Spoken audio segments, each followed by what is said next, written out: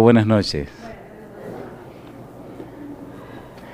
Hablar de la crianza de los hijos es un desafío, porque para esto, ¿quién es suficiente? Y esa sería una interesante pregunta. Hace algunos días trabajamos con el libro de Proverbios, capítulo número 22, el versículo 6. Proverbios 22, 6. Y hoy vamos a comenzar una serie muy profunda, muy interesante, y yo sé que a muchos le traerá recuerdos y a otro le traerá recuerdos. Proverbios 22, 6, dice el versículo 6, instruye al niño en su camino, y aun cuando fuere viejo, no se apartará de él. ¿Qué les parece si oramos? ¿Nos ponemos en pie? Querido Padre Celestial, muchas gracias por la oportunidad de reunirnos para continuar con esta serie de trabajos acerca de Jesús y la crianza de los hijos. Concédanos, Señor, en esta hora la compañía de los ángeles, la presencia y la dirección del Espíritu Santo. Padre, perdone nuestras faltas y pecados y tome nuestras vidas en sus manos.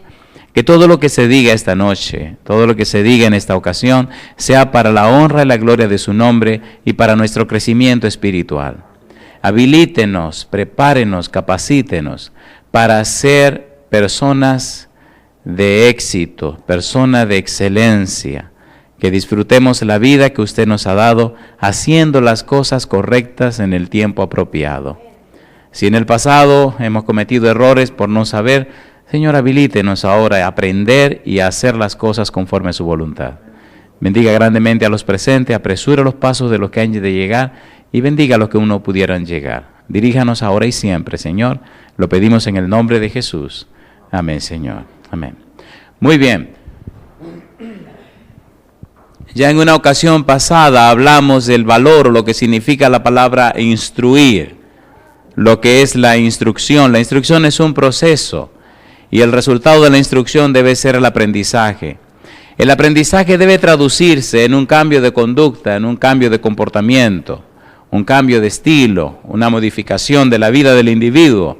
No solamente acumulación de conocimientos o acumulación de información. Eso no es educación. La educación es más que eso. Por eso el resultado de la educación, que es enseñanza, instrucción, aprendizaje, traduce la vida del que aprende en un estilo de vida nuevo, un estilo de vida distinto, un estilo de vida más apegado a la excelencia, a lo que debe ser. Hemos definido en el pasado la excelencia como la respuesta de dos preguntas. La primera pregunta, ¿qué debo hacer? Y la segunda pregunta, ¿cómo puedo hacer correctamente lo que debo hacer? Si usted siempre sabe lo que debe hacer y lo hace correctamente, usted es una persona excelente. Quiero decirles que las grandes compañías o instituciones están echando a la calle a sus empleados buenos. Ya la gente no quiere empleados buenos, ya no sirven para nada, porque las máquinas hacen mejor trabajo que ellos. Se equivocan menos. De hecho, lo de la reingeniería de servicio está cortando desde la cúpula hasta los servidores directos al cliente. Y toda esa burocracia se está echando a la calle. Miles de personas han quedado en la calle sin empleo y otros miles y miles quedarán también solo porque son buenos empleados. Hoy día se habla de la excelencia. Usted tiene que ser excelente en lo que usted hace, o de lo contrario quedará sin trabajo. Una maquinaria en un día de trabajo puede hacer lo que 100 obreros no hacen en una semana, y le sale más económico a los que tienen la maquinaria. Y si estamos hablando de servicio, hablemos de familia, de hogares. ¿Cómo andan los hogares? Una crisis espantosa. ¿Qué se habla de los divorcios? Es una cosa que es una epidemia. ¿Qué pasa con la crianza de los hijos? Una vergüenza. Pero nadie va a una institución a aprender cómo criar a los hijos, ¿cierto o falso? Como nadie fue antes de casarse a un lugar que lo instruyeran a cómo casarse, cómo tener hijos, cómo dirigir familia. Nadie hace una maestría o una licenciatura en cómo criar los hijos. Y es la razón por la que estamos dando estos programas. Las iglesias tienen el santo deber de orientar a la gente no solamente en asuntos religiosos o teológicos, sino en todas las áreas de la vida. Cabe decir, en el aspecto físico, mental, social, emocional, espiritual. Es deber de las instituciones religiosas cubrir todo ese haber en los seres humanos. ¿Por qué? Dice la Biblia en 3 de Juan, versículo 2, amado, yo deseo que tú seas prosperado en todas las cosas y que tengas salud así como prospera tu alma. Cuando usted lee la Biblia, San Mateo capítulo 4, versículo 23 y otro texto más que aparece en el capítulo 9, dice que Jesús hacía 3 praxis. Número 1, predicaba. Número 2, enseñaba. Y número 3, sanaba. Las iglesias deben hacer esas 3 cosas. Deben predicar, deben enseñar y deben sanar. Y es la razón por la que estamos dando estos seminarios. El dolor es que muchos se lo pierden y entonces tienen una doble pérdida. La primera, porque no sabían, y la segunda, porque no quisieron saber. Y una cosa le digo, de todo esto le daremos cuenta a Dios. Hoy vamos a empezar algo que me apasiona. Imagínense un bebé recién nacido y hasta un día antes de ir a la escuela. ¿Qué pasa entre ese bebé y sus padres? ¿Qué pasa entre ese bebé y su familia? ¿Qué hace papá y mamá con ese niño? Ahora, ¿cómo piensa ese niño? ¿Cómo actúa ese niño? ¿Cómo razona ese niño? ¿Cómo aprende ese niño? ¿Cómo se conduce ese niño? ¿Cómo son esos niños? El principal recurso que usamos para enseñar a nuestros hijos son las palabras. Y hay etapas de la vida de nuestros niños donde las palabras para ellos no significan nada. Y vamos a ver esa y muchas cosas más esta noche. Yo pregunto, y quiero que sean sinceros conmigo, ¿tiene sentido hacer este tipo de trabajo? ¿Sí o no?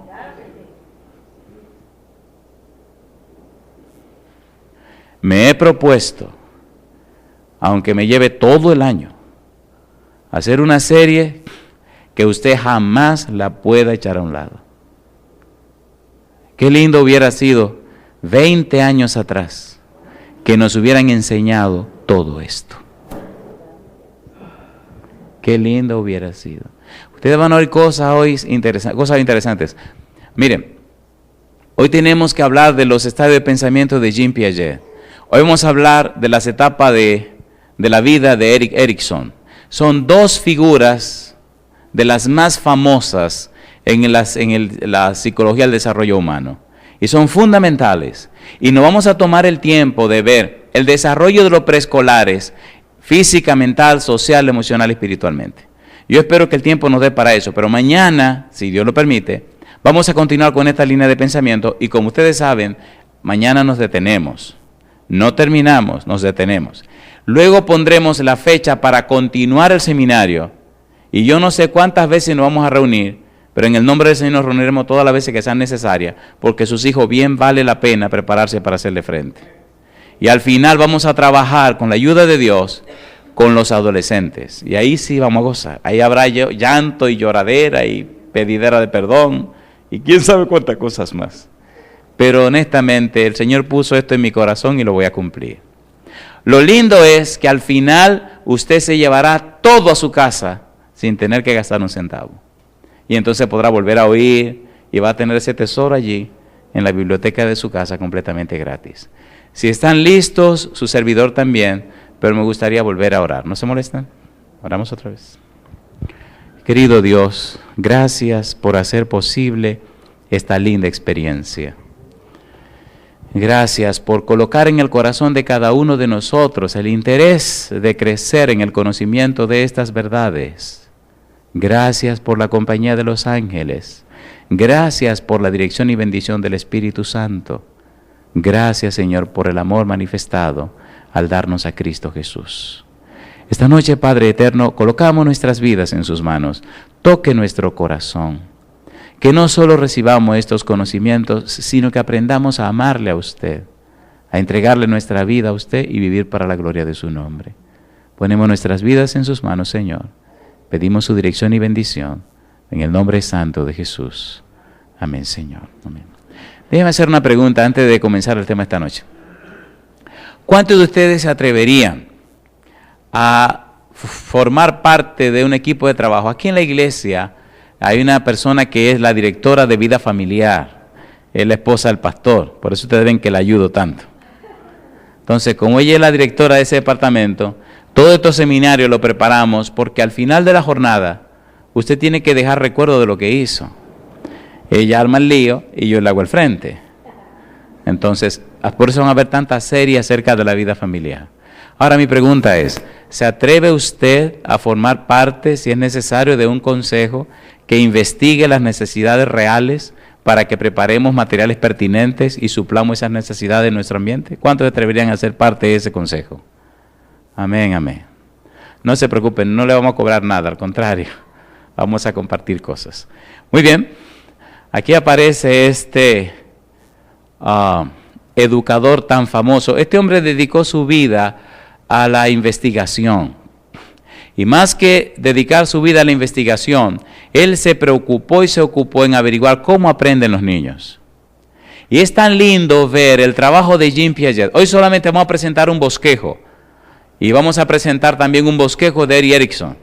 Y vamos a entrar en detalles en algunos aspectos de las etapas de la vida que presenta Erikson. Él y Erikson, Jean Piaget y Erikson son las piezas clave. Cuando hicimos la maestría, este hombre nos llevó mucho tiempo.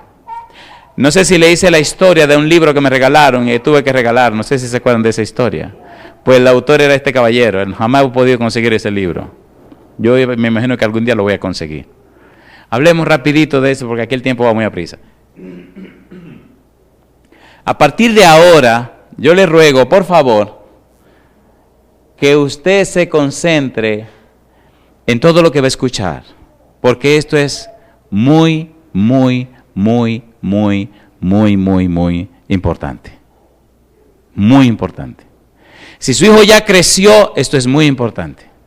Si no ha crecido, es muy importante. Y si piensa crecer, esto es muy importante. Etapas del pensamiento. Dice Steve Case, las etapas del pensamiento de Jean Piaget tienen importantes implicaciones para el desarrollo de la fe. Recuerde, el fin último de la vida humana es alcanzar la salvación y la vida eterna y vivir con Dios en el reino de los cielos. ¿Cierto o falso? ¿Qué sentido tiene hacer un curso de estudios y terminar con una graduación y con ganar dinero y con ser famoso y ya se paró allí? Esa es la debilidad que veo en la teoría de Abraham Maslow, que habla acerca de las necesidades deficitarias y la necesidad de superación. La vida del ser humano tiene que trascender el simple hecho de las cosas de la tierra. El hombre debe proyectarse hasta el reino de los cielos, debe ir más allá de lo que implica solamente la vida material. Por eso es tan importante entender los estadios y las etapas del pensamiento de Jean Piaget. Y voy a ir rapidito presentando las etapas porque necesito entrar en otra cosa. Primera etapa, del nacimiento hasta los 2 años. ¿Qué ocurre en esa etapa? Él dice, en la etapa de pensamiento, explora el mundo a través de los sentidos, procesa solamente lo que los sentidos pueden enfocar. Así es el niño, desde que nace hasta los 2 años. Etapa de pensamiento en la experiencia con Dios. Esos bebecitos así, desde el nacimiento hasta los 2 años, mire qué interesante. Ellos pueden experimentar a Dios, conocer un poco de Dios a través de objetos que Dios hizo, agradeciendo a Dios, amando a Dios, imitando la actitud o disposición de los adultos hacia Dios, mencionando el nombre de Dios, disfrutando la adoración, hablando con Jesús como a un amigo. Mi pregunta, ¿tiene la iglesia un departamento de cuna? ¿Todos los maestros de cuna deben saber todas estas cosas? Sí, por eso dimos aquí todo un seminario acerca de ministerio infantil. No podemos colocar personas a enseñar niños sin saber lo que están haciendo. Deben saber lo que tienen entre manos. No es solo contar historias, hay muchas cosas que deben ser tomadas en cuenta. Número 2, segunda etapa, de 2 años hasta los 7 años. ¿Cómo son los niños en esa etapa? Dice Jean Piaget. Los pensamientos pueden operar independientemente de los sentidos. Recuerde que anteriormente el niño, su pensamiento estaban adaptado a las cosas que estaba tocando, mirando y que estaba participando. Ahora él puede abstraerse. Él puede tener sus pensamientos acá mientras está manipulando otra cosa para acá. La imaginación es ilimitada, sus pensamientos pueden ser completamente inadecuados, su lugar en las relaciones no es completamente comprendido, puede creer en los milagros, el amor, la persona y el regreso de Jesús son aceptados como real. Por eso hay niños de 7 años que se quieren bautizar. La Cuni quería bautizarse de los 4 o 5. Nada más me decía, ¿cuándo me van a ahogar? Cosa chula, papá. ¿Cuándo me van a ahogar? Etapa de pensamiento en el aprendizaje acerca de Dios en esa segunda etapa. a través de dramas, participando y ayudando, disfrutando y alabando a través de la música, resolviendo problemas en su nivel de comprensión, viéndose a sí mismo en las historias bíblicas, aplicando la historia bíblica a su propia vida. Tercera etapa, de 7 años hasta los 11 años. Su pensamiento está centrado en lo que es concreto y tangible. Piensa en forma. Lo que es real es lo que se puede experimentar y cuestionan la realidad de Dios. En esta etapa hay que tener cuidado con los niños, porque si usted no sabe llevarlo, y si usted no sabe que están en esa etapa, usted podría empujarlo al final a dejar hasta de creer en Dios. Muchas veces tratamos al niño por lo que dice, pero tenemos que tratarlo por lo que él es. Pero si usted no lo sabe, le entra garrotazo. Primero buscan la confirmación de los que están aprendiendo. ¿Y por qué eso es así? Y son desafiantes. Su memorización es rápida. Los hechos son fácilmente guardados. El amor a Dios tiene que ser expresado con hechos concretos. Ya no me venga con cuento, maestra. Dígame por qué. Y entonces a la maestra dice, este muchacho tiene el diablo. Ningún diablo. Ese muchacho se está desarrollando. No, cállate tú, no me preguntes tú. Deje lo que pregunte, maestra. Etapa de pensamiento en el aprendizaje acerca de Dios. Mire esto. Usando sus energías para Dios en proyectos de servicio. ¿Proyectos de qué? Él quiere hacer, él tiene que hacer, él necesita hacer. A través de actividades prácticas, resolviendo problemas, afianzamiento por parte de los adultos en el amor de Dios, sus dones espirituales, entendiendo la razón de las reglas. ¿Entendiendo qué? La razón de las reglas. Esa es la regla. Ajá. ¿Y por qué? ¿Por qué? ¿Por qué no puedo hacer esto? ¿Por qué no puedo hacer aquello? ¿Por qué? ¿Por qué? ¿Por qué? Y no le vengan con el cuento, porque lo digo yo. Ah, sí. ¿Y quién eres tú? A través de historias de héroes y el rol de los modelos. Cuarta etapa, de los 11 hasta los 19. Gradualmente se mueven de la etapa 3 a la 4. Son capaces de pensar acerca de los pensamientos. ¿Entendieron eso? Son capaces de pensar acerca de los pensamientos. Ven acá, ¿y qué es lo que yo estoy pensando? ¿Y por qué yo estoy pensando lo que estoy pensando? ¿Y qué es lo que estoy pensando al pensar lo que estoy pensando? ¿Y por qué yo no pienso ahora lo que pensaba antes de pensar lo que pienso ahora que estaba pensando? ¿Y cómo es posible pensar esto ahora cuando mis pensamientos de antes no eran iguales a los pensamientos que tengo ahora? ¿Y serán iguales a los pensamientos que tendré después? ¿Y qué estarán pensando ellos de lo que yo estoy pensando? ¿Creerán ellos que yo voy a hacer lo que estoy pensando cuando ellos no saben lo que yo pienso? Y usted se queda pensando. Qué lío, ¿eh? Pueden tener pensamientos lógicos y abstractos. Pueden comprender los símbolos en lugar de solamente memorizarlos. Comienzan cuestionando lo que ellos previamente han aceptado. ¿Cierto o falso? Ah, yo soy un cristiano adventista del séptimo día. ¿Y qué es esta cuestión de que de séptimo día? ¿Y qué es lo que yo creo? ¿Y qué es lo que la iglesia cree? Y entonces, no, porque ustedes los adventistas, ¿se lo tiran o no se lo tiran? ¿Sí o no? ¿Sí o no? ¿Están aquí? Dejémonos de cuento. Esta es la realidad que estamos viviendo, ¿eh? Y si usted no se despierta ahora, mañana cuando se encuentre en medio de la batalla, usted no va a saber qué hacer. Descúbralo ahora, porque son sus propios hijos, amigos, vecinos y los míos los que van a comenzar a cuestionar. ¿O no? ¿Sí o no? ¿Qué le pasa al pastor? Etapa de pensamiento. ¿Qué tipo de maestro necesitan? Muchachitos así, ¿se le pone cualquier maestro? No, tenga mucho cuidado. Estoy hablando en función de la iglesia, ¿eh? ¿Qué maestro se le pone para sus clases de Biblia en la iglesia? No le ponga a cualquier maestro. Uno que escuche mientras ellos hablan. Perfile de qué tipo de maestro debe ser. Que recuerde sus años de teenager. No los condene, no los critique, no los juzgue, no lo acabe. Que mantenga su sentido del humor, que no reacciones negativamente, verdaderamente cuidadoso con los niños en forma individual, que no hable en términos abstractos, que use un aprendizaje activo. ¿Aprendizaje cómo? Activo. Etapa de pensamiento y el bautismo.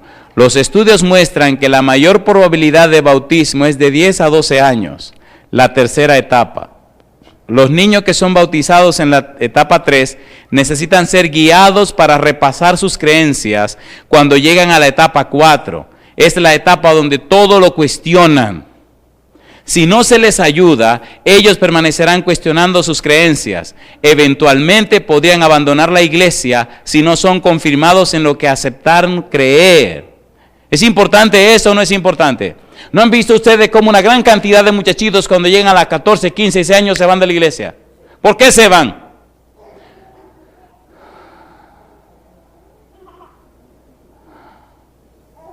Me dejan emocionar un poco y decir algunas cosas bien duras. Pues allá voy. Miren, Dios le ha dado a esta iglesia tanto conocimiento que ustedes, miren, ni se imaginan. Si nosotros dedicáramos un poco de tiempo a aprender lo que tenemos, tendríamos resultados maravillosos. Todo esto lo tenemos. Nuestros hijos no tienen que irse de la iglesia. Hay respuesta para cada cosa. La pregunta es, ¿quién quiere aprender para ayudar? Esa es la pregunta. La pregunta es, ¿quién quiere capacitarse para ayudar? Esa es la pregunta. Y la voy a dejar allí para que vayan meditando. Ok, aquí viene el caballero Erik Erikson. Pregunto, ¿es importante lo que dice Jean Piaget? ¿Es importante o no es importante? ¿Es real o no lo es? ¿Sí o no? El texto dice, instruye al niño en su camino y aun cuando fuere viejo, no se apartará de él. Veamos qué dice Erik Erikson. Etapas de la vida. Cada una de las 8 etapas de la vida de Erikson tiene su propia tarea de desarrollo. Aprendiendo a confiar es la primera tarea. El dominio de cada una de las tareas subsecuentes dependerá del dominio de la tarea previa. Las tareas no dominadas en la etapa apropiada son difíciles de dominar más tarde.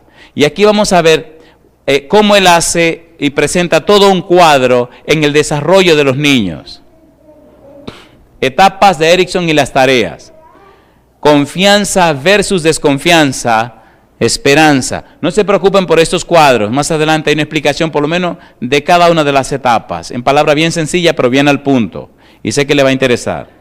Número 1, confianza versus desconfianza. Es decir, ¿confío o no confío? Cuando el niño nace, ¿confía en su mamá sí o no?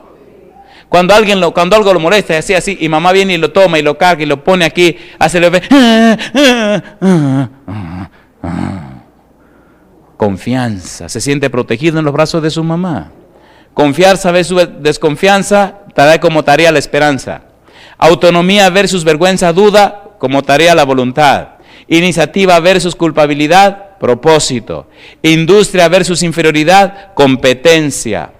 Identidad versus identidad difusa, fidelidad. Intimidad versus aislamiento, cuidado. Generalidad versus estancamiento, amor. Integridad versus desesperación, sabiduría. Hablemos de esto.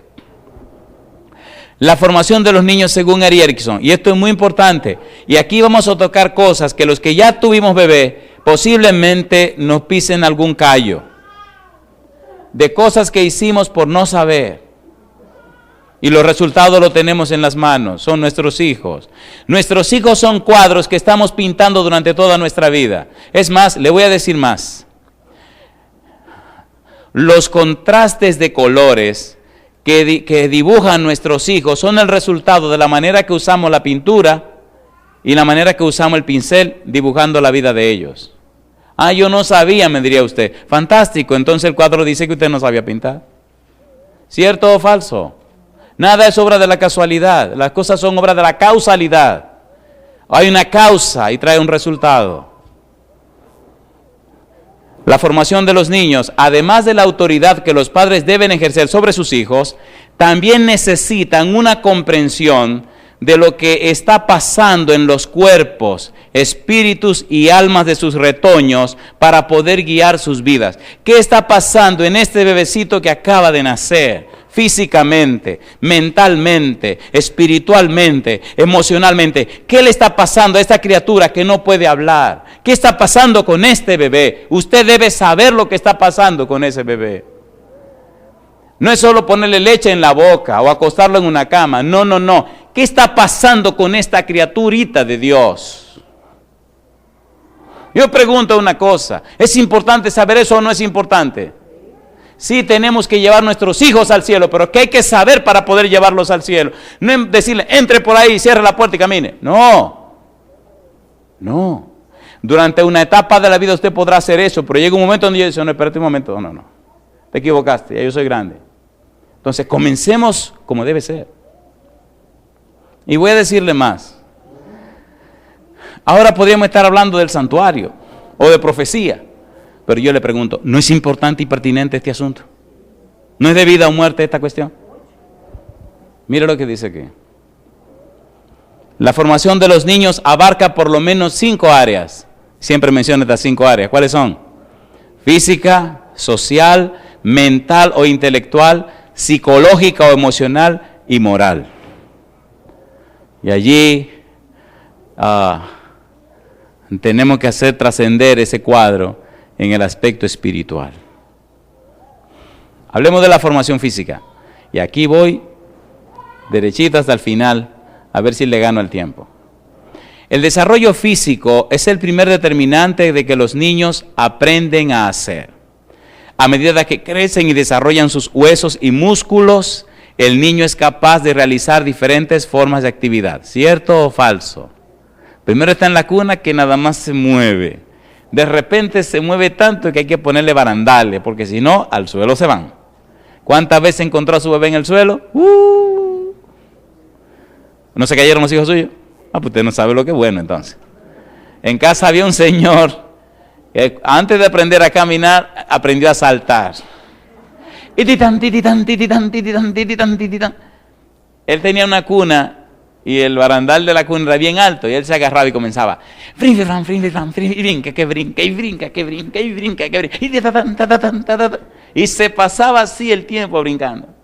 Y un día cuando oía la voz del papá se emocionaba y comenzaba y gritaba y levantaba los brazos, había que sacarlo. Pero eso es lo que pasó un día. Un día se emocionó tanto brincando. Y ¿sabe lo que pasó? Que brincó tanto que oiga, el tipo se agarró del barandal, hizo así, ¡pah! Y cayó del otro lado. ¿Entendieron? Brincó tan alto que dio la vuelta, sí, dio la vuelta y ¡pah! Cayó sentado ahí en el suelo. Y cuando cayó, se quedó así, para todas partes. Después que mira para todas partes, que no ve a nadie y se ve fuera de la cuna, de fuera, se mira, se dice. Y cuando se pregunta, ¿y qué es lo que pasó aquí? O sea, ¿qué hago yo aquí afuera si yo estoy allá adentro? Y comenzó, y cuando viene corriendo la mamá y dice, ¿cómo tú te apiaste de la cuna? Y venía yo llegando y le digo, ¿y qué pasó? Dice, este muchacho está fuera de la cuna. Y empecé a reírme. Digo, este sería un estrellón. Dio la vuelta, pero no se soltó. ¡Pah! Cayó del otro lado. Y yo le pregunto, ¿no es eso parte de la vida? No, las otras cosas no se las cuento porque ya está grande y le daría vergüenza si le cuento los desórdenes que hacía. La mamá sabe a qué me refiero. La parte física, y al rato empezó a caminar. Después le cuento cuando empezó a caminar cómo fue el negocio, cómo una gallina lo enseñó a caminar. ¿Pueden creer eso? Era grandote así, 1 año.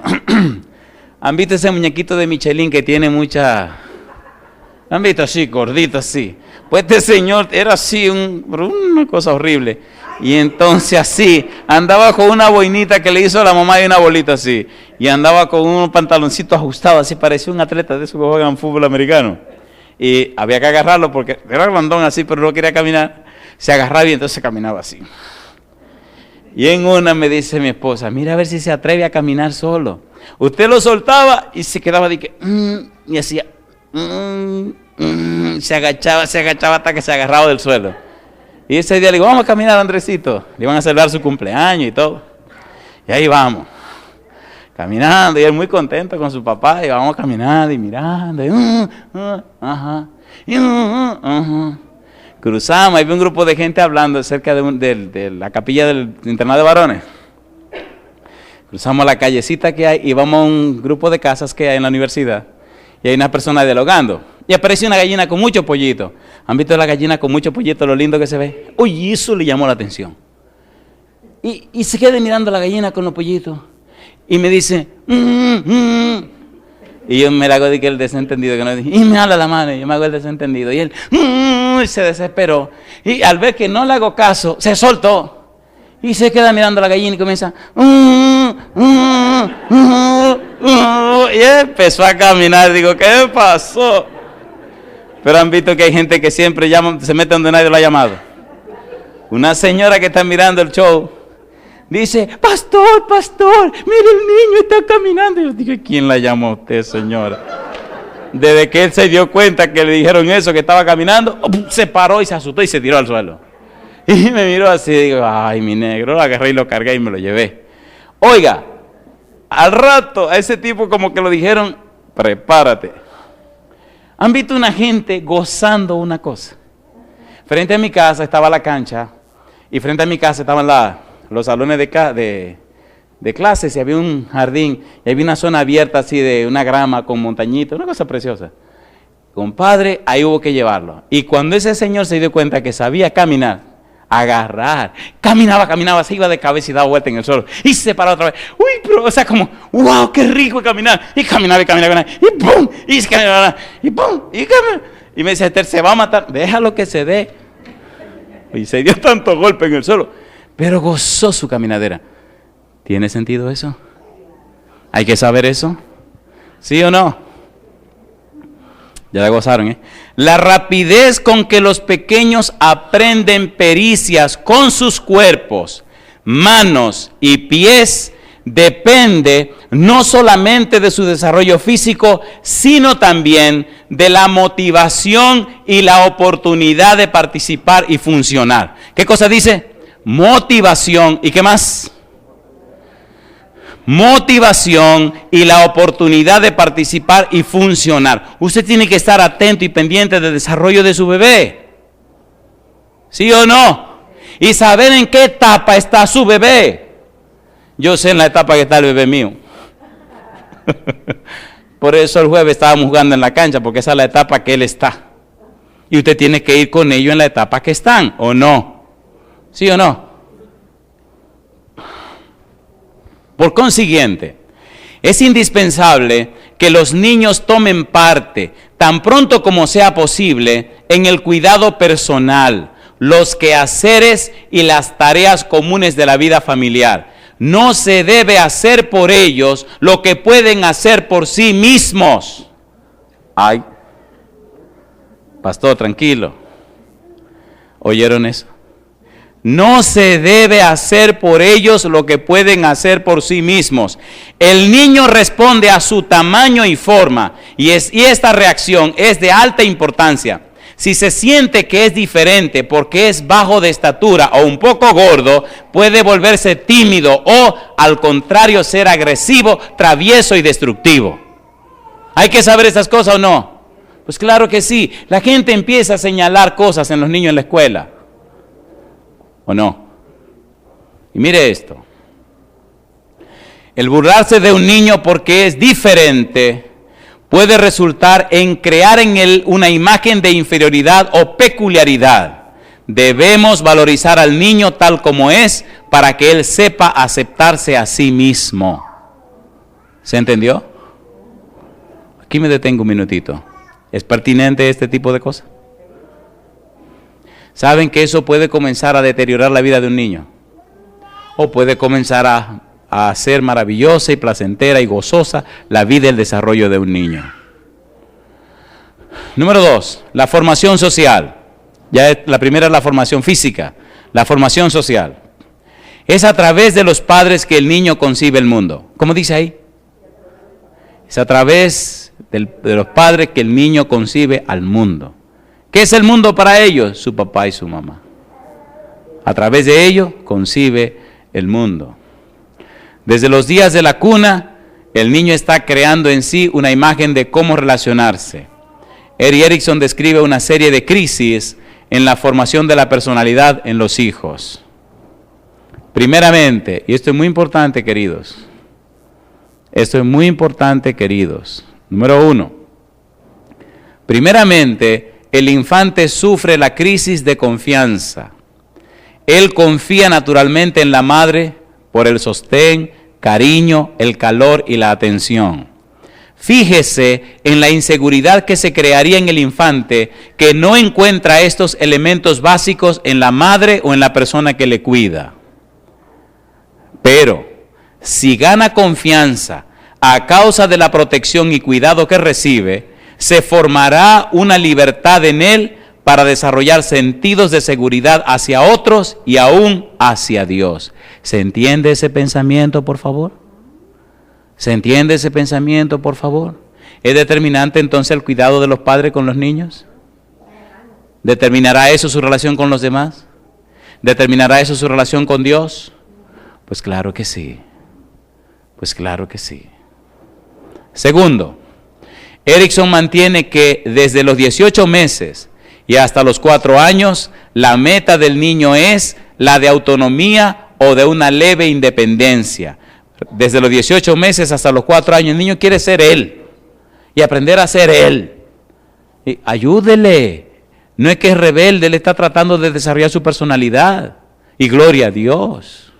Pero ¿qué hacen algunos padres? Lo doblan, lo someten. Y entonces después de casado, mami, dime mi hijo, ¿y qué es lo que voy a hacer ahora? O sea, ya está casado y está preguntando a la mamá qué es lo que va a hacer en el matrimonio. O papá, amigo, ¿ocurre o no ocurre? ¿Sí o no? Por eso pasan por un periodo de resistencia, desafío y argumentación. También demuestran egocentrismo, pero esto es solamente parte del desarrollo de su conciencia de sí mismo.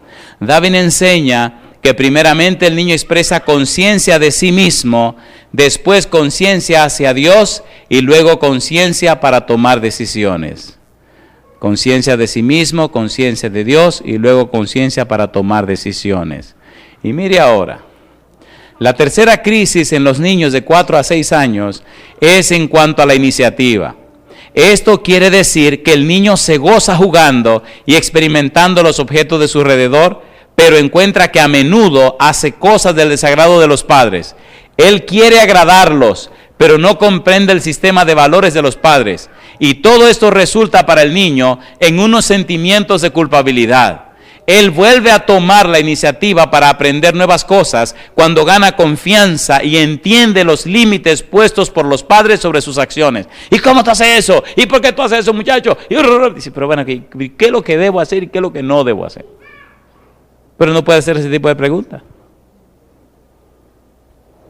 La crisis psicosocial de los niños de 6 a 11 años se encuentra en el concepto de competencia o diligencia o de hacer las cosas, o de poder hacerla, o de ser capaz de hacerla, contra el sentido de inferioridad.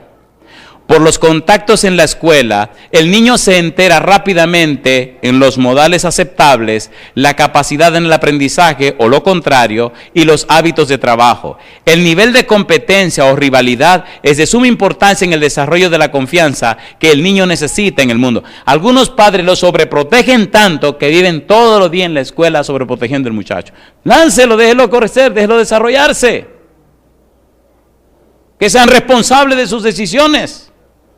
Claro, proteja a sus muchachos, Ya eso es otra cosa, pero, ay, y el niño, y maestra, pero ¿qué pasó? Hay que crear sentido de responsabilidad, ¿o no? Usted no cumplió, usted paga las consecuencias. Ahora, tiene que cumplir. La vida no es un juego. Usted deposita y usted puede retirar. Hay que hacer tarea, la tiene que hacer. El resultado, miren los resultados hermosos y bonitos que va a tener. Además, la competencia se ve en la buena educación que está inculcada en los niños, los buenos modales, el respeto, la cortesía, etc. Al experimentar las buenas relaciones que se forman por saber cómo expresarse hacia los demás, crea la capacidad de superar los sentidos de inferioridad. Veo que si me expreso bien, que si lo hago bien, me toman en cuenta. Entonces yo soy alguien, yo no soy algo. Saqué buenas calificaciones, mira, me están felicitando. Llegué a tiempo, fui responsable Hice mis deberes. Ah, pero mira los resultados. Mi pregunta, ¿está creando conciencia el muchachito? ¿Sí o no? Y comienza su desarrollo, comienza su madurez. La formación mental o intelectual. Los niños no piensan como adultos. ¿Cómo dice ahí? ¿Cómo dice ahí? Es importante saber eso. ¿Sí o no? Los niños no piensan como adultos. Si esa sola frase sería el seminario esta noche, sería más que suficiente. ¿Piensan como adultos los niños? No. Durante la infancia aprenden por el sentido del tacto, del gusto y del olfato. ¿Cómo aprenden los niños en la infancia? Por lo que tocan, por lo que saborean y ¿qué más? Cuando un bebecito toma cualquier cosa y quiere saber lo que es, ¿a dónde se lo lleva? Puede ser un cable de 60,000 voltios, ¿a dónde lo lleva? Él quiere saber qué es esto. Dice el bebé, déjame ver de qué color es. Ah. Déjame ver si es grande o pequeño. Ah. O sea, todo va para la boca. Cualquier cosa tiene su centro de su captación allí. Va a ver qué es lo que pasa. No aprenden tanto por nuestras palabras, sino desde los 2 años hasta los 7 años. Su aprendizaje viene directamente de su contacto con los objetos, personas, etc. Además, en este lapso lo que le vale es su propia percepción de las cosas. O sea, para el bebé no es lo que usted piensa que el bebé debe pensar, no es lo que usted cree que el bebé debe creer, no, es lo que él puede asimilar. ¿Lo que él puede qué? Lo bueno, lo malo, no son las palabras que usted le dice, él no entiende esas palabras, él entiende lo que puede hacer, lo que puede tocar, lo que puede gustar, lo que puede oler. Lo bueno o lo malo. Pobre bebecito, ¿verdad? ¿Verdad que vienen muchos recuerdos a la mente de nosotros ahora? Mejor sigamos. La necesidad de la experimentación en el aprendizaje sigue hasta aproximadamente los 11 años, aunque cada vez más el niño agrega y balancea la experimentación con conceptos lógicos y concretos. O sea, va un poquito más allá. En los primeros años de escuela, el niño tiene dificultad en percibir abstracciones o dimensiones más allá de la superficie de los datos y los conceptos. Es decir, las cosas abstractas, a él se le hace difícil codificarla. A él le gusta lo concreto, lo práctico, lo pragmático, lo que se puede tocar, lo que se puede medir. Pero cuando usted le viene con conceptos abstractos, conceptos que no se pueden tocar, ni se pueden percibir, ni se pueden ver. Maestra, ¿qué es lo que usted quiere decir? Yo lo que quiero decir es tal. Maestra, ¿pero qué es lo que usted quiere decir? Y sale diciendo, yo no entiendo esta maestra. Yo no entiendo. Porque su mente todavía no llega hasta ahí. ¿Deberían los maestros saber eso? ¿Sí o no?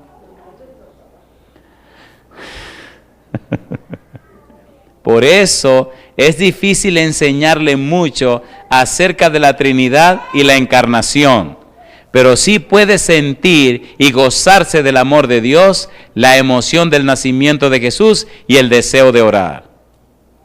Un día llegó una maestra a la escuela y le dice la maestra en la escuela a los niños, vamos a ver, hoy quisiéramos que ustedes nos definieran qué es el amor. Y empieza todo el mundo a dar su definición de amor. Y hay una chiquita de esas chiquitas atrevidas que se pone a mirar a la maestra. Y todo el mundo va definiendo y diciendo cosas. Y la maestra mira a esta que está como con su picardía y le dice, ¿y tú qué dices? Y la chiquita media atrevida se levanta de la sillita y camina para adelante y va y le dice a la maestra, bájese. Y la maestra se baja y ella la abraza, le da un beso y le dice, eso es amor. Y entonces dice la maestra, muy bien, pero el amor es algo más. Y ella vuelve y se sienta en su sillita, se sube y se queda mirando. Y los chiquitos comienzan a ver qué es lo que van a decir. Y ella mira a la maestra y mira y piensa. Dice, maestra. Y le dice la maestra, dime, espérese. Y se fue al frente, recogió toda la basura y los papeles que había tirado en el frente, tomó el borrador y borró la pizarra, salió y sacudió el borrador, lo puso encima de la mesa, arregló la gaveta, puso toda la silla derechita, tomó el zafacón, lo llevó fuera, lo vació, lo trajo y lo puso, siguió recogiendo cosas, arregló todo, puso todo en orden y le dijo, maestra, eso es amor. Y la maestra con los ojos llenos de lágrimas me dice, sí, mi hija, eso es amor. ¿Se entendió? ¿Se entendió? No es solo un sentimiento, es un comportamiento. ¿Y cómo esa criatura sabía eso? Eso es amor. El niño puede experimentar a Dios sin comprender la profundidad ni el alcance de la experiencia. ¿Cómo? A través del trato con su papá. El primer concepto de Dios que tiene un niño, ¿quién es que se lo da? Su papá y su mamá. Y entonces él va a ver a Dios reflejado en su papá y su mamá. La formación psicológica o emocional. Indudablemente, el factor de la formación de los niños que menos entendemos como padres y que más necesitamos entender es el psicológico y emocional. Escuchen, lo cierto es que es nuestra propia imagen la que proyectamos hacia los hijos. Ay, papacito lindo. ¿Cómo es la cosa? ¿Cómo es la cosa? Es nuestra propia imagen. Este muchacho es el diablo. Tenga cuidado. Tenga cuidado. ¿Qué le proyectamos a nuestros hijos? Nuestra propia imagen. A veces queremos corregir en nuestros hijos nuestras miserias. Y a veces queremos, oiga bien, lograr en nuestros hijos lo que nosotros no logramos. ¿Quieren que le dé un poquito de esa medicina, un poquito más? ¿No se van a molestar? Ojalá se molestaran. Ojalá se molestaran. Hay algunas personas que quisieron tener algún tipo de profesión X o Y y no pudieron. Ahora quieren que sea su hijo el que la haga. Por ejemplo, les voy a contar una historia que leí. Precisamente terminé de leer un libro que habla de estos asuntos. El libro se llama Tu hijo, tu espejo. Un libro bien interesante y bien atrevido el libro ese. Se cuenta la historia de un hombre que siempre quiso ser pianista, pero nunca tuvo ni la oportunidad de comprar un buen piano, ni de hacer estudios más avanzados.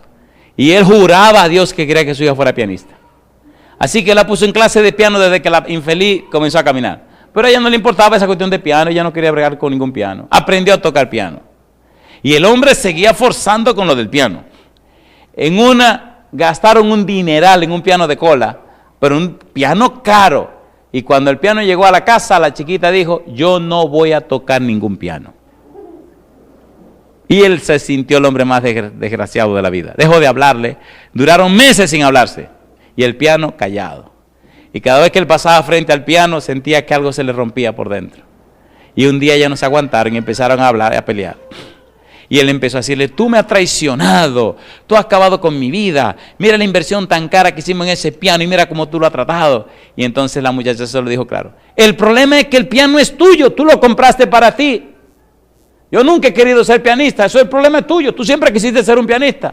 Y quieres ser pianista en mí, te equivocaste, yo quiero hacer otra cosa. Y fueron donde la psicóloga esa, y cuando las cosas se descubrieron, amigo mío, allí hubo mucho llanto y muchas cosas. Pero la verdad, muchos padres quieren hacer en sus hijos lo que ellos no hicieron en su propia vida. Y eso es un problema, eso es un error muy grande. Ustedes están viviendo su vida en sus hijos, y eso es peligroso. Ellos tienen derecho a vivir su vida también.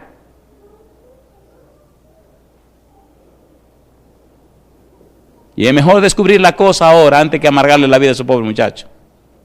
Algunos son tan obedientes que hacen lo que el papá dice y pasan la vida entera amargados. Nunca viven. Siempre lo que dice papá, lo que dice papá, lo que dice mamá. No se apuren que vamos a llegar a eso allá adelante. Ya eso vendrá. Me llena de gozo cuando le dicen a mi hijo, ¿y tú vas a ser pastor? Y él dice, yo no. Yo no. Porque cuando me decían a mí, oye Andrés, ¿por qué no va a la universidad a estudiar teología? Decía, ¿quién? Yo no.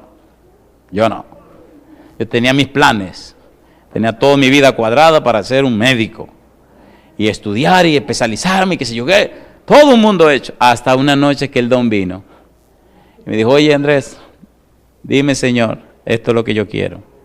Y lo único que dije fue, sí Señor. Y doy gloria a Dios, porque en estos días fui a un hospital por ahí y vi el feeling de un médico con mi esposa enferma. Y después el cheque, el recibo que me llegó, y eso mire, todavía estoy incómodo. Le soy sincero. Todavía estoy incómodo. Mejor sigamos esta cuestión porque me duele cada vez que veo mensualmente pagar un dinero que es un crimen, es un abuso. Entonces no hay a quien pelearle, eso es lo más grande de la vida. Pues si hubiera quien echarle el pleito, pero ¿a quién le echo el pleito? Mejor sigamos con esto.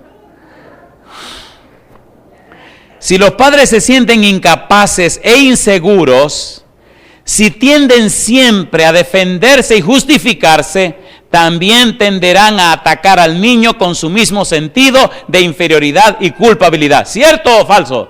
¿Sí o no? Entonces, ¿quién comienza a destruir al niño en su propia casa? El papá. Hay una serie de temas que daba antes de casarme, porque uno se engancha a todo en la vida. Antes de casarme hablaba del matrimonio, la crianza de los hijos, la relación matrimonial, qué sé yo qué. Y un día una doñita me acabó el mundo en una pregunta que me hizo. Estaba muy fajado respondiendo preguntas. Y preguntaba aquí, ¿qué cree usted de tal? No, tal. ¿Y qué cree usted de tal y tal cosa? Ah, no, fulano dice tal cosa. Uy, estaba como un toro allí respondiendo preguntas. Y una doñita me mira. Yo ni novia tenía, ya estaba hablando de matrimonio, de crianza de los hijos, de relaciones matrimoniales, de qué sé yo qué. Y la doñita me mira y me pregunta, yo le quiero hacer una pregunta. Le digo, ¿cómo no? Adelante, haga su pregunta. Y dice, pero espérese un momento, ¿usted es casado? Digo, ya se acabaron las preguntas aquí. Le dije a la señora, no. Dice, no, pues yo no le voy a hacer mi pregunta. Y bueno, pues aquí se acabaron las preguntas ya. Ahí mismo me tumbaron del caballo. O sea, ¿cómo usted puede darme lo que usted no sabe ni ha vivido? ¿Usted ha tenido hijos? Pues usted sí sabe de lo que yo estoy hablando. ¿Usted no lo ha tenido? Entonces, esto es una historia para usted. Sí, señor, hasta la bebé está de acuerdo. A estos padres suele escuchársele gritar a sus hijos, tú eres un bruto, tú eres inútil, o tú eres malo, o toda la tontería del mundo. Y mira lo que ocurre. Tales insultos traen al niño los pensamientos de que él es malo y que no merece ni el aprecio ni el amor. Algunos niños responden a este trato brusco e insensible siendo cohibidos y tímidos, mientras otros se rebelan para manifestarle a los padres que son tan malos como ellos les dicen. ¿Cierto o falso? Escuche, mire, aquí vamos a tener que tomarnos una noche o dos para hablar de la disciplina. Asegúrese que la disciplina que usted aplica a su hijo se aplica a lo malo que su hijo hizo. A lo malo que hizo su hijo. A lo malo que hizo su hijo. Pero déjele saber que a pesar de lo malo que hizo, usted ama a su hijo. ¿Se entendió? ¿Se entendió? Porque el niño cree que al castigarlo por lo malo que hizo, usted no lo quiere. Y si es el mensaje que él capta y se recibe y se convence de eso, prepárese, querido, que la cosa va a ser bien difícil. Pero si él sabe que usted le corrige y fue fuerte con lo malo que hizo, pero que el niño sabe que usted lo ama, entonces otra historia es. Es más, la próxima vez que hace algo incorrecto, él se siente mal porque le falló a su papá. Asegúrese de eso. James Dobson y otros psicólogos creen que la imagen personal o el sentido de autoestima es la clave a la adaptación y el desarrollo del niño. Y ese pensamiento que resalté, ¿cómo dice? ¿Cómo dice? El comportamiento del niño es la expresión de la imagen interna que lleva. Ay, papá. ¿Cómo dice el pensamiento? El comportamiento del niño, ¿qué cosa es? Es la expresión de la imagen interna que lleva. Aquí había un niño que no había manera. No había forma. Iba a buscar al papá, iba a buscar a la mamá, nadie, nada, olvídate. Ese era un talibán, ese hacía lo que le daba la carne. Y un día le dije, Señor, ¿y qué hago con este muchacho? Porque si yo me pongo en la lista de la lista negra de los que tienen el sable en la mano, pues él va a decir este otro también. Y decidí cambiar la estrategia. Y un día salió para afuera y comenzó a correr, a brincar y nadie le hacía caso. Y andaba por aquí brincando el pequeñín. Y voy y lo llamo. Cuando ve que soy yo que lo llamo, me mira así, se sonríe. Yo también me sonrío. Pues yo estoy picadito, yo no estoy tan contento, pero me sonrío y me río con él. Y yo, ay, yo tío Gorro. Y viene y me dice, pastor, ¿qué usted quiere? Le digo, ¿qué yo quiero? ¿Qué? Vamos a jugar juntos. ¿Dónde? Que tú vas para allá, para la oscuridad. Vamos para la oscuridad. Dice, no, la oscuridad no. Digo, ¿podemos quedarnos aquí en la claridad? Dice, sí, está bien. Digo, ¿ahora qué es lo que tú piensas hacer? No, o sea, él no tiene ningún plan. Él hacía lo que se le ocurría. Y se le ocurrió que no fuéramos al gimnasio y no fuimos al gimnasio. ¿A qué? A nada. Y después del gimnasio se le ocurrió venir para acá. ¿A qué? A nada. Y se le ocurría hacer lo que le daba la gana. Pues déjeme decirle, querido, que cada culto que venía, la primera persona que buscaba era a mí. Y hay días donde el sábado en la mañana le dice a su papá y a su mamá, hoy quiero ver al pastor. Y aquí hay que traerlo. Es un bebecito. Dele amor a un niño y usted verá. Ámelo y usted verá. Hágale sentir importante y usted verá. Hágalo. Y usted verá. Podemos ayudar al niño a demostrarle, ¿qué cosa dice? Amor. A aceptarle con sus peculiaridades. Las heredó de nosotros de todos modos. Alabarle y tomarle en cuenta. ¿Funciona o no funciona? Vamos a ser sinceros en este momento. ¿Verdad que somos bien duros corrigiendo a nuestros hijos? Cuando usted vaya a corregir a su hijo, ponga un espejo y mírese la cara primero. Y respétese. Vamos a respetarnos. A veces castigamos a nuestros hijos nuestras propias debilidades y defectos. ¿Qué le pasa a este pastor? Debemos tener cuidado y mostrar a nuestros hijos un estilo de vida, no solo palabras y frases.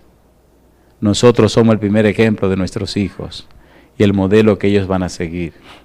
La tendencia es corregir al niño por todos sus errores, sean pequeños o grandes, pero faltamos en felicitarle cuando hacen bien. ¿Cierto o falso? ¿Cierto o falso? Cuando hacen cosas bien hechas, nadie dice nada. Y cuando cometen un error, encima de ello vamos. Es acertada la pregunta de un seminarista. Si los padres trataran a sus amigos como tratan a sus hijos, ¿cómo podrían conservar las amistades? ¿Entendieron eso? Si los padres desean ser respetados por sus hijos, hay que tratarles de igual manera. ¿Qué dice Mateo 7:12? Así que todas las cosas que queráis que los hombres hagan con vosotros, así también haced vosotros con ellos, porque esto es la ley y los profetas. Aquí quiero terminar con una pregunta. Nos quedó la formación moral para otro momento. Aquí continuaríamos mañana. Pero debo terminar aquí porque el tiempo se nos finalizó, el tiempo se acabó. Una pregunta.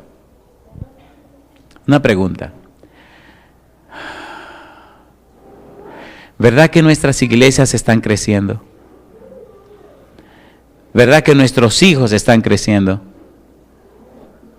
¿Dónde estarán nuestros hijos de aquí a 10 años? ¿Cuántos de nuestros hijos todavía estarán en la iglesia? ¿Qué debiéramos hacer ahora que asegure que nuestros hijos seguirán en la iglesia 10 años más adelante? Y le voy a poner un ejemplo doloroso ahora mismo. Pensemos que esta iglesia que nosotros estamos, no el edificio, esta iglesia, la iglesia que se llamaba del centro, ¿como cuántos años tiene de formada? A ver, alguno de los pioneros. ¿Hay algún pionero de la iglesia del centro aquí esta noche? ¿Cómo cuántos años? 13 años. Aquí viene la pregunta. Si le preguntáramos a los pioneros o a los que comenzaron, los fundadores de esa iglesia, de 13 años atrás, ¿quiénes fueron las familias que fundaron esta iglesia? ¿Cuántas familias e hijos de esas familias que permanecen en el valle todavía están con nosotros aquí o en alguna de las iglesias? Nos llevaríamos tremendas sorpresas. ¿Por qué? Porque el futuro se prepara en el presente. Una compañía que piensa crecer en el futuro tiene que saber elaborar estrategias en el presente, ¿cierto o falso? Si usted no se prepara ahora para triunfar mañana, mañana usted no tendrá ningún triunfo. Si nosotros esperamos tener una iglesia grande y poderosa, tenemos que suplir las necesidades de la gente que va a venir aquí. ¿Cierto o falso? ¿Sí o no? Dentro de unos años, aquí habrá tanta gente que usted tendrá que preguntar quién es ese. Gente que usted nunca ha visto. Y le voy a decir más. A medida que la mentalidad de la iglesia se vaya abriendo y la iglesia vaya cubriendo diferentes flancos y se vaya desarrollando en diferentes áreas, vendrá persona con otros talentos a ponerlo a disposición de ese trabajo. ¿Y qué ocurrirá? Que si usted no se especializó, si usted no se preparó, inconscientemente usted va a ir quedando relegado a un espacio secundario. ¿Cierto o falso? Porque las instituciones cuando se van desarrollando, entonces se van desarrollando en diferentes áreas. Y la iglesia tiene que verse como un todo. No solo una pequeñita área, no, la iglesia tiene que expandirse. La iglesia está llamada a suplir la necesidad de la gente. Una pareja de recién casados tienen planes de tener hijos. ¿Qué hay que hacer con una mujer recién casada que tiene planes de tener hijos? Mira, mi hija, toma, esto es lo que se llama influencia prenatal. Escucha esto antes de quedar embarazada. Ya lo escuché, estoy embarazada y me estoy preparando. Mira, tu bebé necesita saber estas cosas para cuando nazca. Toma, aquí tiene los estadios de Jean Piaget y las etapas de Erickson. Mira, todo esto tiene que saberlo. Mi pregunta, si usted está en un lugar así, que lo van preparando conforme a sus necesidades, ¿estará contento o no estará contento? Esa es la iglesia, queridos. Esa es la iglesia. Que no le falte ningún don. El Señor suplió todos sus dones. ¿Y qué va a ocurrir? Que entonces, donde a usted le suplen sus necesidades, ahí es donde usted irá. ¿Cierto o falso? Y de eso se trata. De eso se trata. Y aquí viene mi pregunta con la que voy a terminar. ¿Creen ustedes que vale la pena seguir con ese trabajo? ¿Valió la pena esta noche escuchar estas cosas? Si hubiéramos sabido todo esto antes de tener nuestros bebés, quién sabe, otra historia hubiera sido. Nuestros hijos cargan hoy muchas cosas que nosotros, queriendo hacerlo mejor, hicimos lo que hicimos y posiblemente no fue lo correcto. Mi pregunta final, ¿se atreve usted a formar parte de ese equipo de personas que se preparen para ayudar a otros? ¿A cuánto le gustaría ser parte de ese equipo? Mañana, si Dios quiere, después del tema de mañana, me gustaría tener una reunión con ese tipo de gente. Vamos a ponernos de acuerdo. Hay una serie, todo un programa que tengo que podemos desarrollar. Ahora, ¿por qué hago esto? Miren, número uno, nuestras iglesias están organizadas en familias, las 3 iglesias. Cada familia está ubicada en un sector determinado donde viven. Cada sector está organizado en grupos de trabajo. Cada grupo tiene un líder. Y cada líder tiene un anciano que lo administra. Por tal razón tenemos un anciano que dirige las congregaciones. Las congregaciones es la suma de varios grupos. Cada líder tiene un grupo. Los grupos son reuniones de varias familias. ¿Qué pasará si nosotros fortalecemos cada familia de la iglesia con las cosas que las familias necesitan y además de eso le damos asistencia semanal para saber qué pasa con ellos, qué ocurre con ellos, cuáles son sus necesidades y suplir esa necesidad? ¿Qué pasará con nuestra iglesia? ¿Qué pasará? Y no solo darle palabras, sino material sólido. Aquí tiene. Y qué lindo será que todas las damas embarazadas tengan citas. Vamos a reunirnos para hablar acerca de las mujeres embarazadas. Vamos a hablar acerca de los niños que acaban de nacer en edad preescolar. Vamos a hablar de la edad. Aquí hay un grupo de gente que se graduaron en el ministerio infantil que hicimos. Por lo menos aquí veo a Antonia, veo a mi esposa. Ahí están Andresito y la nena. Ya Jessica, está Chuy. ¿Quién es más? Está Celia, está Rigoberto. Y Roberto, por favor, levanten la mano todos los que se graduaron en el asunto del ministerio infantil. Levanten la mano. En esa graduación se graduaron 23. El material ellos lo tienen. Imagínense que todos aprendamos a trabajar con nuestros hijos, a dónde no podremos llegar. Lo que tengo en mi mente, el sueño que hay en mi mente, usted no se lo imagina. Si usted se involucra, triunfaremos juntos. Si no lo hace, el Señor buscará con quién hacerlo, pero lo haremos para la gloria de Dios. ¿Podemos terminar esta noche con una oración? Esto a mí me apasiona. Yo tengo 3 hijos. Por ejemplo, miren ese bebecito que acaba de entrar. Ese bebecito necesita que se sepan muchas cosas acerca de él. ¿Podemos estar en pie para orar? Mañana vamos a terminar con la formación moral y mañana vamos a trabajar en otra dirección con las cualidades o características de un bebé en la edad preescolar. Querido Padre Celestial, muchas gracias por estar con nosotros. Muchas gracias por su cuidado, su protección, su bendición y su dirección. Gracias, Señor, por la oportunidad de reunirnos esta noche para aprender más y estudiar más acerca de el desarrollo y la crianza de los hijos. Ponemos, Padre, nuestra vida en sus manos santas. Cuídenos, protéjanos, acompáñanos y dirígenos. Que nada ni nadie nos aparte de usted y que todo cuanto hagamos sea para la gloria de su nombre. Lo pedimos en el nombre santo de Jesús. Amén.